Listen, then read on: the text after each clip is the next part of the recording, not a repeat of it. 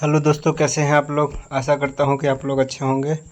और आज मैं जो है प्रैक्टिस सेट नंबर 7 जो बायोलॉजी का कराने जा रहा हूं, उसमें 20 क्वेश्चन जो बहुत ही महत्वपूर्ण है और सभी एग्जामिनेशन में आने की संभावना है। पहला क्वेश्चन है कि इनमें से कौन सा जाइलम का एक घटक नहीं है।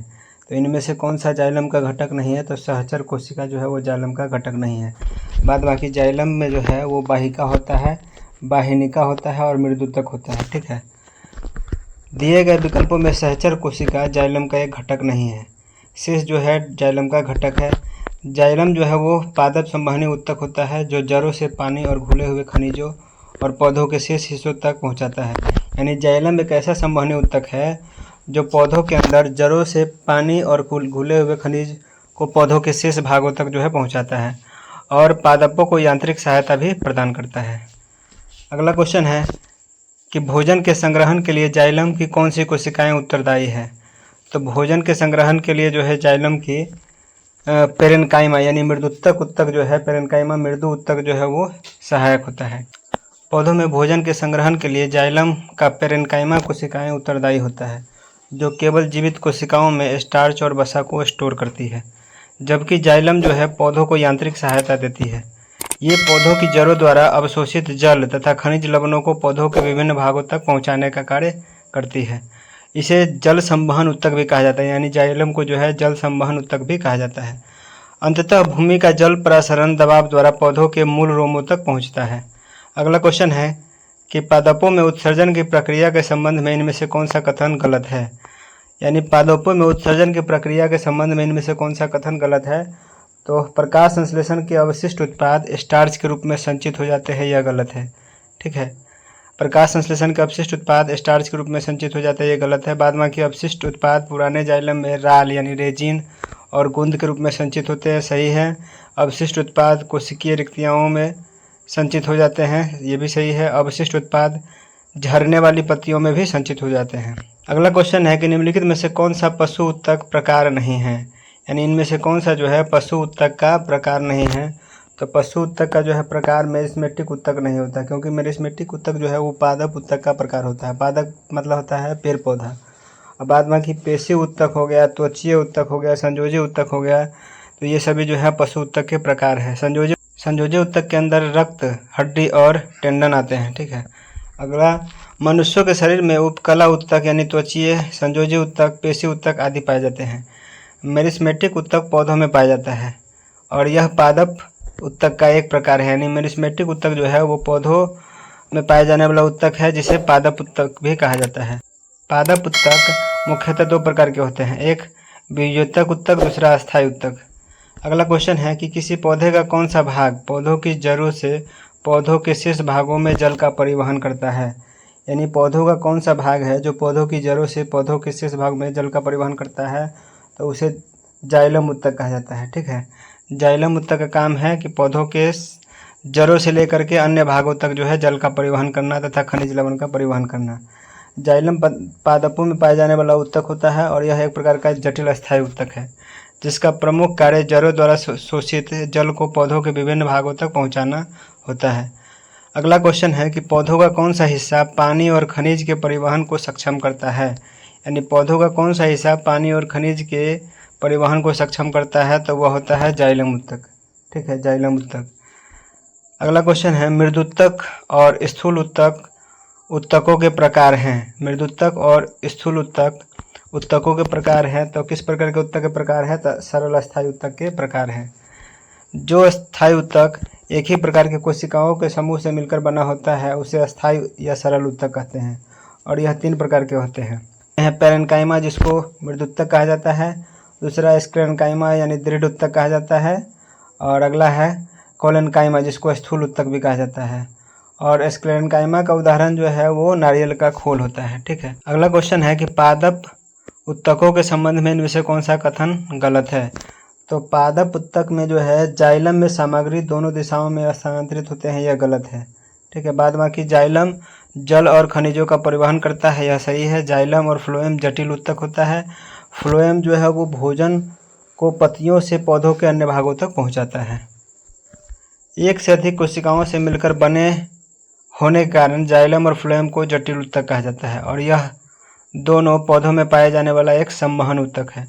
जाइलम जल और खनिजों के संवहन में और फ्लोएम भोजन के संवहन में प्रमुख भूमिका निभाता है। अगला क्वेश्चन है कि उत्तक संवहन पुल बनाते हैं।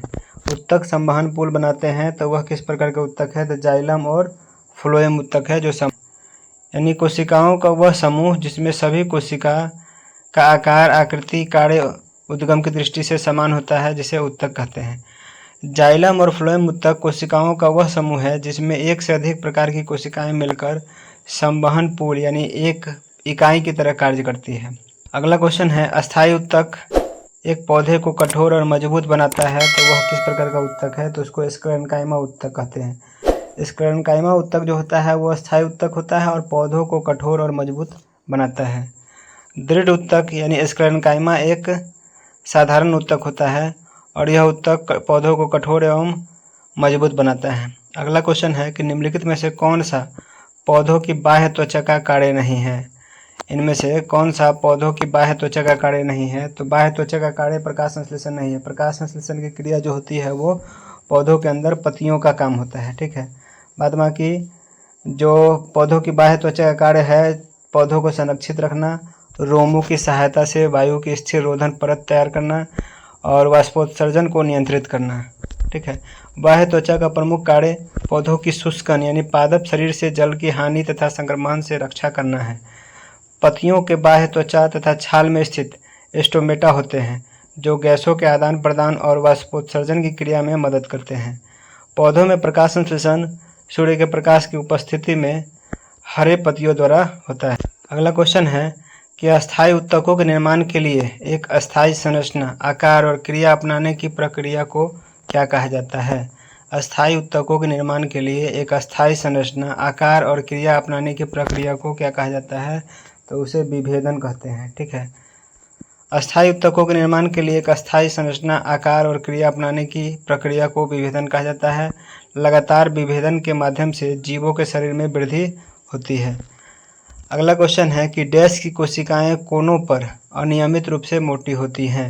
यानी डैश की कोशिकाएं कोनों पर अनियमित रूप से मोटी होती है तो वह होता है स्थूल उत्तक या स्थूल कोन उत्तक भी कहा जाता है, जिसको कोलेनकाइमा कहा जाता है। पौधों में लचीलापन का गुण अस्थायी उत्तक, स्थूल उत्तक यानी कोलेनकाइमा के कारण होता है। यह पौधों के विभिन्न भागों में बिना टूटे हुए लचीलापन लाता है और यह सहायता भी प्रदान करता है। यह उत्तक एपिडर्मिस के नीचे पर्णदु पाया जाता है। अगला क्वेश्चन है कि पौधों में लचीलापन डैश उत्तक के कारण होता है। तो पौधों में लचीलापन जो होता है वो कोलेनकाइमा उत्तक के कारण, न कि स्क्लेरेन्काइमा, ठीक है। अगला क्वेश्चन है कि सीब ट्यूब और सह कोशिकाएं मुख्य रूप से डैश के संचरण के लिए उत्तरदायी होती है। सीब ट्यूब और सह कोशिकाएं मुख्य रूप से डैश के संचरण के लिए उत्तरदायी होती है तो वह होती है पौधों में भोजन के लिए। सीब ट्यूब और सह कोशिकाएं मुख्य रूप से पौधों में भोजन के संचरण के लिए उत्तरदायी होती है और इसके द्वारा पूरे पौधों में कार्बोहाइड्रेट को पहुंचाया जाता है। अगला क्वेश्चन है कि डैश के जमाव के कारण दृढ़ उत्तक की कोशिका भित्तियाँ मोटी होती है तो वह जो है लिग्निन के वजह से जो है उसकी कोशिका भित्ति मोटी होती है। लिग्निन के जमाव के कारण दृढ़ उत्तक यानी स्क्लेरेन्काइमा की कोशिका भित्ति मोटी होती है। लिग्निन जो होता है एक प्राकृतिक गहरा पीला बहुलक होता है और यह पानी और कार्बनिक विलायक में व्यवहारिक रूप से अघुलनशील होता है। इस वजह से इसके गुण पौधों में कोशिका भित्ति की जल पारगम्यता को कम करते हैं। अगला क्वेश्चन है कि कौन सा विकल्प तने और जड़ों के शीर्ष पर पाया जाता है? कौन सा विकल्प तने और जड़ों के शीर्ष पर पाया जाता है? तो उसे शीर्ष विभज्योतक उत्तक कहा जाता है। शीर्षस्थ विभज्योतक जड़ तथा तनों में अग्र, सिरों तथा पत्तियों के अग्रों पर पाए जाते हैं। इन उत्तकों के निरंतर विभाजित होते रहने से जड़ व तने की लंबाई में वृद्धि होती है, अर्थात ये उत्तक जड़ तथा तनों के सिरों पर वृद्धि बिंदु यानी पॉइंट का निर्माण करती है। अगला क्वेश्चन है कि निम्नलिखित में से कौन सा सरल अस्थायी उत्तक नहीं है? इनमें से कौन सा जो है सरल अस्थायी उत्तक नहीं है? तो जाइलम सरल अस्थायी उत्तक नहीं है, ठीक है। जाइलम एक जटिल अस्थायी उत्तक है और यह जो है संवहन उत्तक भी कहलाते हैं, जो संवहन बंडल के अंदर पाया जाता है। यह उत्तक पौधों में जल के संवहन का कार्य करता है। फ्लोएम जो है वो दूसरा जटिल संवहन ऊतक है जो पौधों की पत्तियों से भोजन को विभिन्न भागों तक पहुंचाने का कार्य करता है। अगला क्वेश्चन है कि कौन सा ऊतक मुख्य रूप से मृत कोशिकाओं से बना होता है, यानी कि कौन सा ऊतक जो है मुख्य रूप से मृत कोशिकाओं से बना होता है। तो जाइलम ऊतक जो है मुख्य रूप से मृत कोशिकाओं का बना होता है। जाइलम ऊतक मुख्य रूप से मृत कोशिकाओं से बना होता है और यह एक संवहन ऊतक होता है। इसका कार्य जड़ों द्वारा अवशोषित जल तथा खनिज लवणों को पौधों के विभिन्न भागों तक पहुंचाना है। अगला क्वेश्चन है कि इनमें से कौन से ऊतक का अंतरकोशीय क्षेत्र बड़ा होता है। इनमें से कौन से ऊतक का अंतरकोशीय क्षेत्र बड़ा होता है, तो वह होता है पेरेन्काइमा ऊतक का। पेरेन्काइमा ऊतकों में सभी कोशिकाएं समव्यासी तथा पतली भित्ति युक्त होती है। मृदुतक कोशिकाएं अंडाकार, गोल तथा बहुमुखी होती है तथा कोशिकाओं के बीच में अंतराकोशिकीय यानी कि इंटरसेलुलर स्पेस क्षेत्र बड़ा होता है।